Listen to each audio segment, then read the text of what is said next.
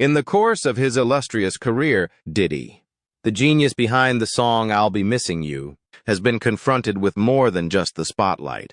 He is 54 years old, and his sons, King and Justin, have confirmed the frightening claims that have been circulating about him. These rumors include federal authorities conducting raids on his properties and a long-standing dispute with 50 Cent. Things have reached a point where they are about to explode. To what extent have his sons divulged his secrets? And what is the connection between all of this and the public and private life of their father? The confessions that everyone is talking about are revealed in this video, which you can watch here. To begin, however, it is necessary to briefly investigate Diddy's early life in order to establish the context for the rumors that his sons later corroborated. Diddy's early life and upbringing. Diddy, who was born on November 4, 1969 in Harlem, New York, entered the world during a period in which the city was characterized by its roughness and its abundance of difficulties. His father, Melvin Combs, held a number of jobs, including that of a cab driver and an employee at the Board of Education. Meanwhile, his mother, Janice, managed to make ends meet by working a number of professions, including teaching and modeling. In spite of the fact that Melvin's time spent in Diddy's life was cut short, he passed away when Diddy was only 2 years old because of his illness. During his formative years, his mother and grandmother, Jessie Smalls, emerged as the most influential person in his life. One of the most heartbreaking stories is the one of how Diddy found out about the passing of his father. He was under the impression that his father had been killed in a vehicle accident for the majority of his youth. When young Diddy made this discovery, it was a moment that changed his life forever.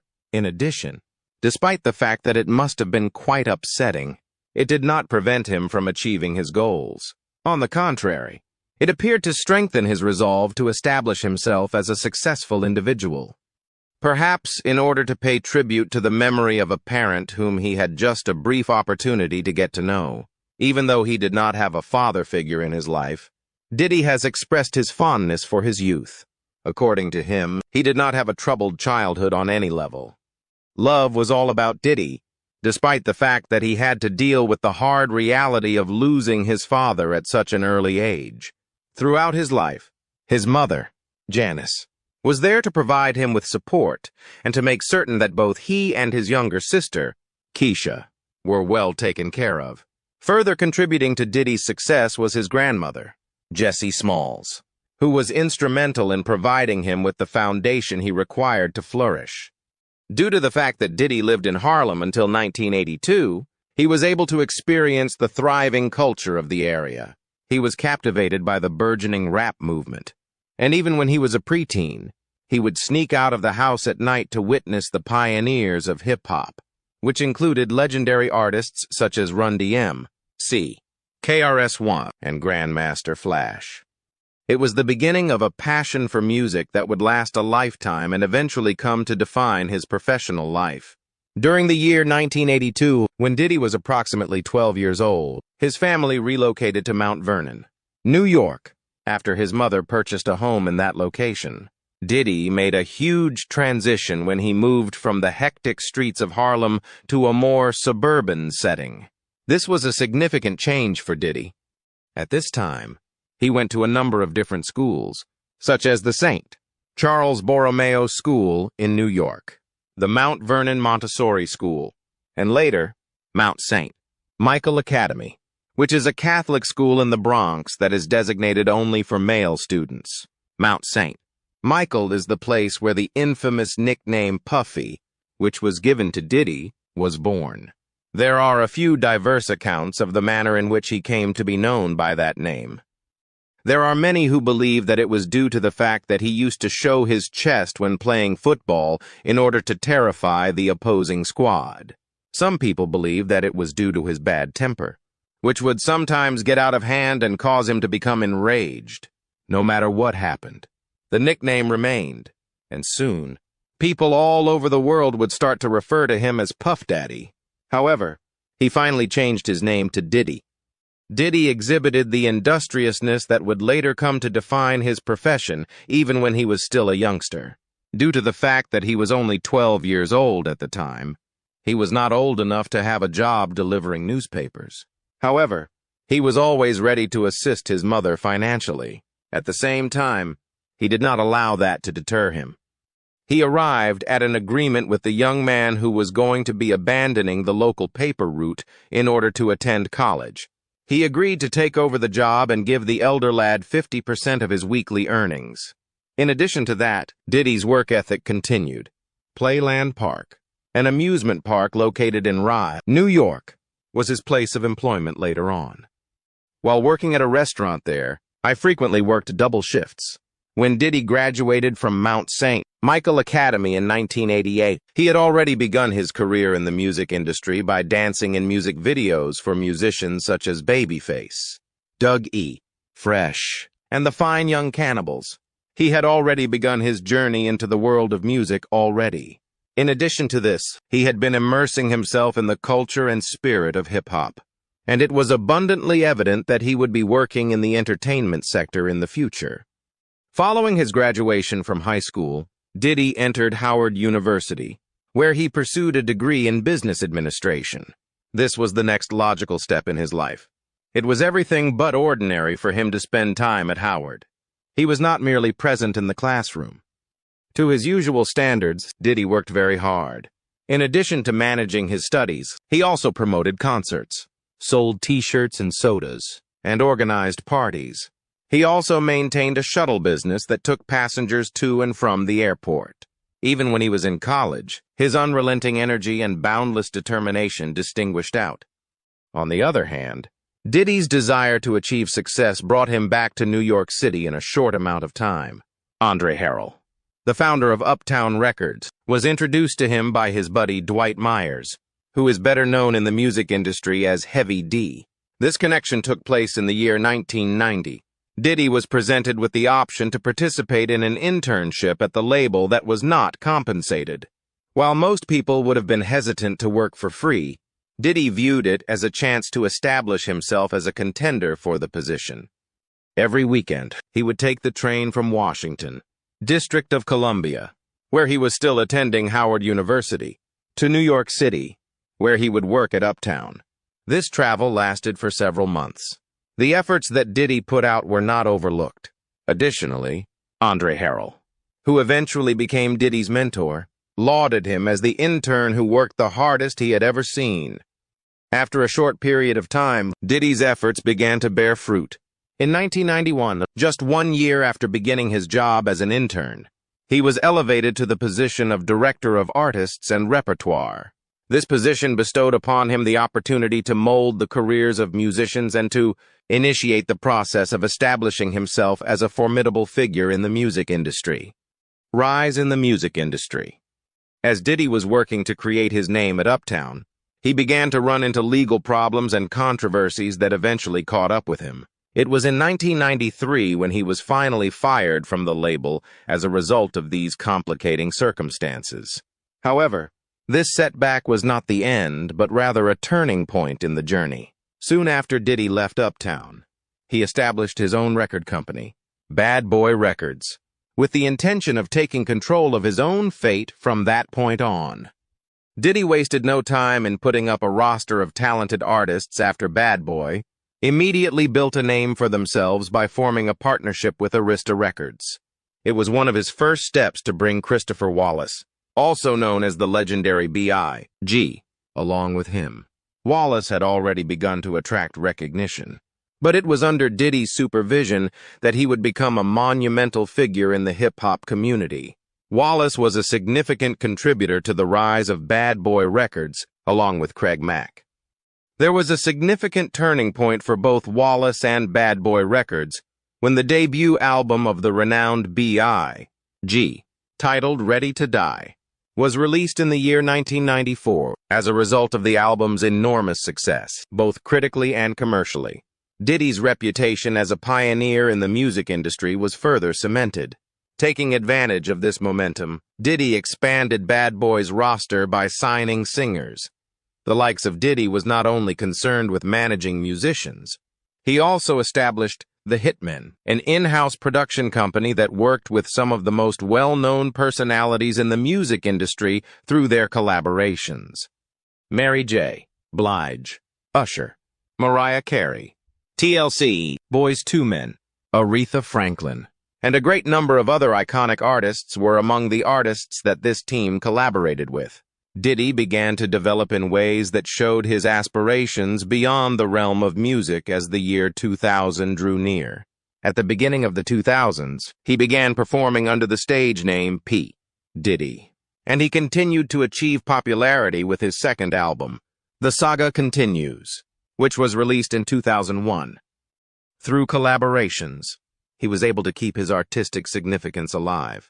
One of these collaborations was the hit Shake Ya Tail Feather, which won a Grammy in 2004 and featured him working with the rapper Nelly.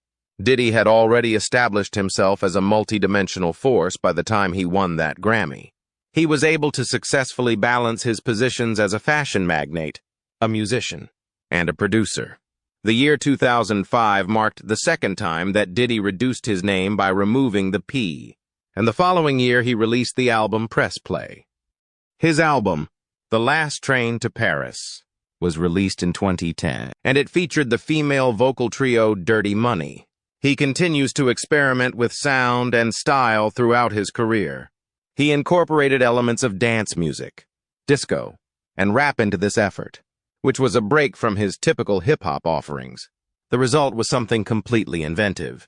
Even though Diddy experimented with various sounds, he never totally strayed from his hip-hop roots during the course of his career. It was in 2015 when he released the mixtape MMM, which featured collaborations with significant figures in the hip-hop scene and featured his return to the name Puff Daddy.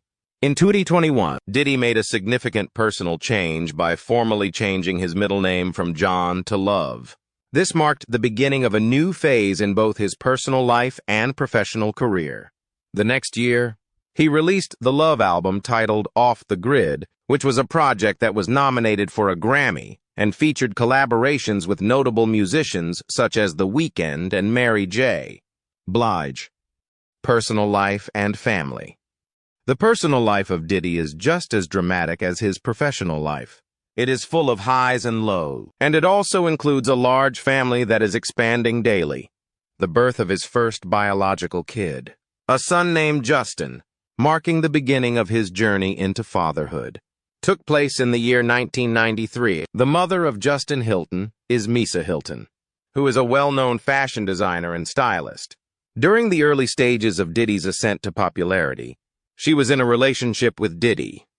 One of the proudest moments for Diddy as a parent was when his son Justin followed in his father's footsteps by embracing success in his own unique manner, attending UCLA on a football scholarship, and graduating in 2016. Diddy's romance with Kimberly Porter was the one that lasted the longest and was possibly the most well-known. Over the course of their relationship, which began in 1994 and continued intermittently until 2007, it was distinguished by both love and instability simultaneously. Diddy's personal life was significantly impacted by Kimberly Porter, and he even adopted her son, Quincy, who was born from her previous engagement with the musician Al B. Sure. Diddy's adoption of Quincy was a public demonstration of his dedication to his family, and he reared Quincy as if he were his own child. Diddy produced 3 additional children with Porter as his partner. In the year 1998, they became parents for the first time to a son named Christian. Then, in 2006, Porter gave birth to a pair of identical daughters, whose names are Jessie James and Delilah Starr. Diddy's growing family was filled with even more happiness after the arrival of the twins. On the other hand, tragedy struck in November of 2018, when Porter passed suddenly unexpectedly from pneumonia. Diddy and his children were dealt a tragic blow when she passed away unexpectedly, and her passing has left an indelible imprint on the dynamic of their family. An additional daughter was born to Diddy in 2006, barely 5 months before to the birth of his twins. Despite the fact that Diddy's relationship with Porter was the most important aspect of his personal life. Chance is the name of the daughter that Sarah Chapman gave birth to. The romantic life of Diddy continues to garner attention, particularly throughout the 11 years that he was in a relationship with Cassie Ventura, which lasted from 2007 to 2018. Their romance was closely followed by the media as well as fans, despite the fact that they never had children together via their relationship. In the course of his children's development, Diddy made certain that their significant life events were commemorated in a magnificent manner. The extravagant birthday celebrations of both of his eldest boys were highlighted in the television show My Super Sweet 16 on MTV. It was reported that Diddy made news for his expensive present of a Maybach for $360,000, which he gave to Justin for his 16th birthday. Christian, his second son, was also a guest at a party that was attended by celebrities, and he was presented with not one but 2 automobiles as a birthday present. With the birth of his 7th kid, a female, on October 15, 2022, Diddy became a father for the 7th time. The majority of the time, her mother, Dana Tran, has remained out of the public eye.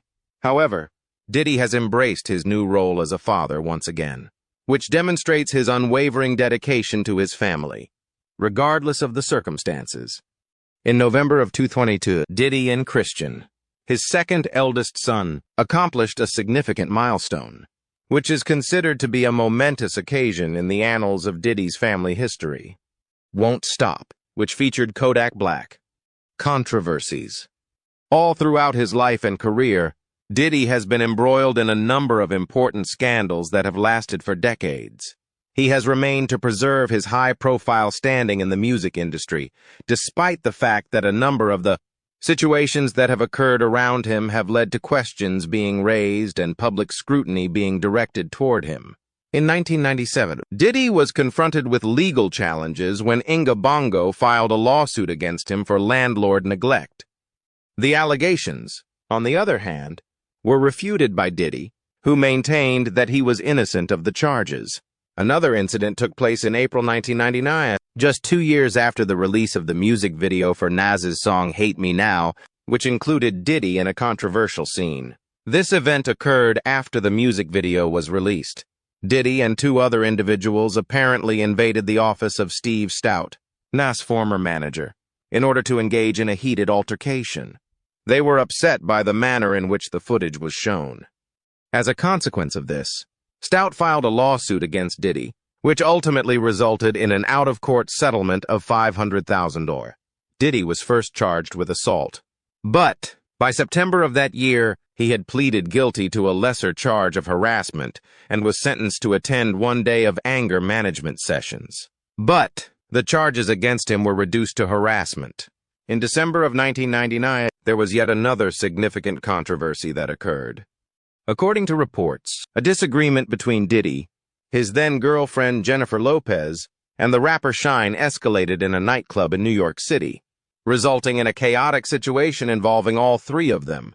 In the aftermath of the incident, both Diddy and Shine were taken into custody for a variety of infraction offenses. As a result, the legal process took a considerable amount of time. And throughout this period, Diddy continued to be the subject of significant public attention. Another instance of Diddy's legal troubles occurred in the year 2001 when he was taken into custody in Florida for driving with a license that had been suspended.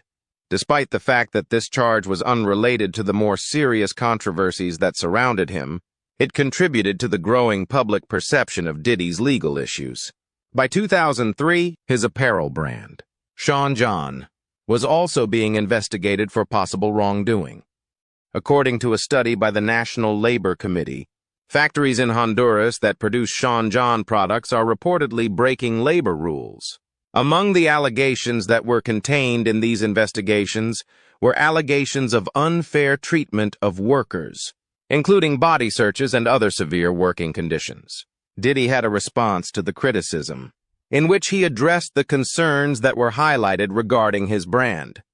In 2015, Diddy was detained after an altercation that occurred at UCLA, where his son was playing football. This incident brought Diddy back into the public eye. According to reports, the incident took place between Diddy and one of the trainers, which resulted in charges of aggravated assault being filed against Diddy. In 2023, the singer Cassie, whose actual name is Cassandra Ventura, initiated a serious legal action against the defendant. According to the allegations that Cassie made in the complaint, her relationship with Diddy was marked by a pattern of problematic behavior that lasted for more than a decade.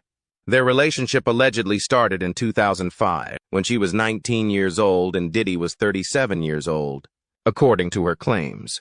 Cassie has described their time together as one that was fraught with emotional hardship over the course of their relationship, particularly in 2018, when she made an effort to put some distance between herself and Diddy.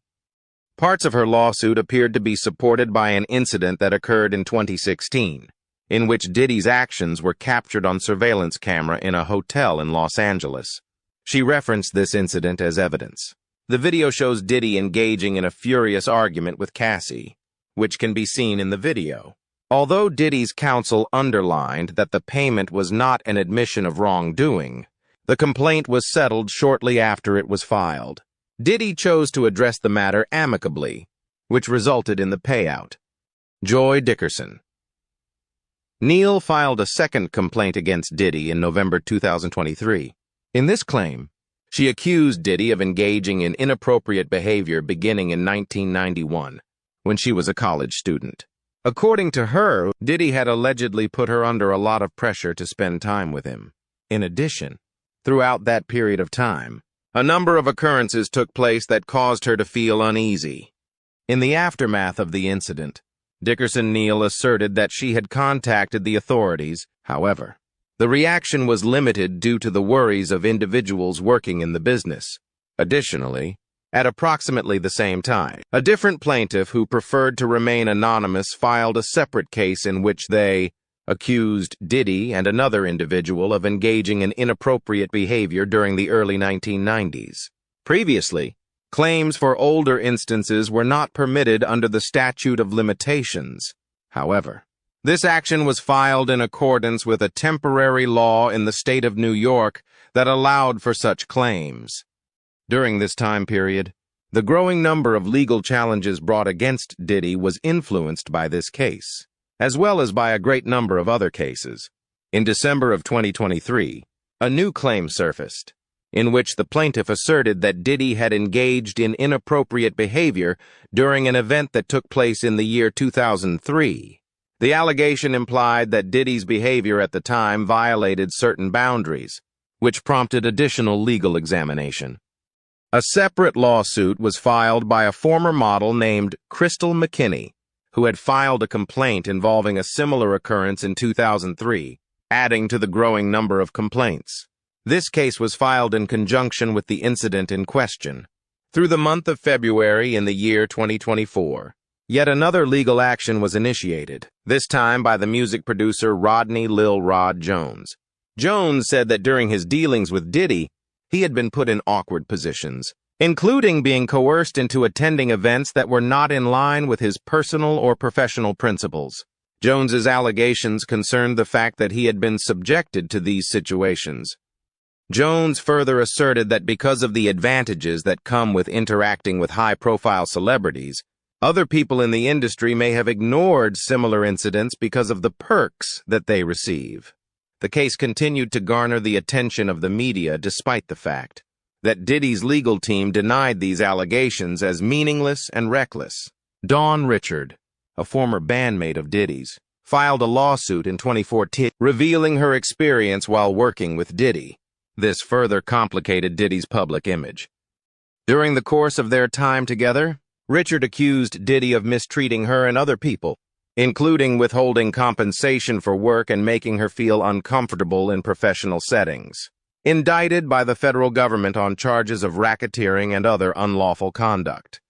According to the allegations made by the prosecution, Diddy and his colleagues were responsible for creating an atmosphere in which persons who were close to him were coerced into circumstances that violated both moral and legal norms.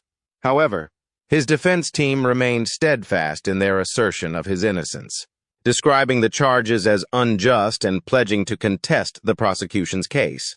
After Diddy entered a plea of not guilty, he was denied bail because the prosecution argued that he had previously sought to exert influence on individuals who were involved in these legal proceedings. In spite of the numerous allegations that have been made against him, Diddy has persistently refuted the allegations. In statements made to the public, he has referred to the charges as being baseless and has provided evidence that some persons were only looking for cash rewards. In response to a lawsuit, Diddy declared that he would fight for my family, my name, and the truth throughout the entire process. He has continued to be defended by his legal team, who has maintained that many of the allegations are without foundation and that Diddy is still confident in his ability to clear his name. Rumors confirmed by Sons.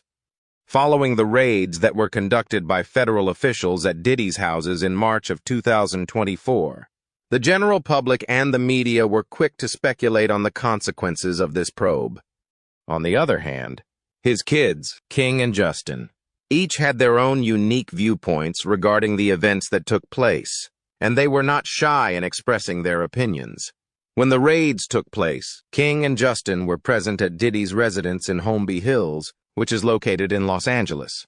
The immediate aftermath was experienced by Diddy's sons, despite the fact that Diddy was in Miami at the time. After being held for a short period of time outside the residence, as is customary in situations of this nature, they were eventually released without being charged with anything. Undoubtedly, the circumstance caused the family to feel apprehensive with regard to the manner in which the authorities handled it. In a short amount of time, Diddy's attorney came forth to express his dissatisfaction with the manner in which the authorities handled his children and staff during the raid. He stated that Diddy had cooperated with the officials and that there was no justification for such antagonism. Diddy's boys made the decision to leave their father's mansion in Los Angeles after the disturbing raid, despite the fact that Diddy himself was not jailed or restricted in any way. In the days that followed, photographs emerged showing King and Justin carrying their bags into a car, which served as a metaphor for a momentary escape from the pandemonium. Despite this, King did not remain silent for very long until he finally spoke up about the matter and made his position crystal plain. Several weeks after the raid, King posted a mysterious message on Snapchat. The message was vague. One way to put an end to lying is to stop using the phrase "stop with the cap." That this was King's first public response to the claims and controversies that surrounded his father was a common interpretation among many people. He seemed to be directing his words not only at the individuals who were making the allegations, but also at the public narrative that had started to spiral out of hand. King was defending his father and battling those who questioned Diddy's character when he was 25 years old. He was coming into a more public role at that time. During the month of May, King released a new song that was titled "Pick a Side," which maintained this defense.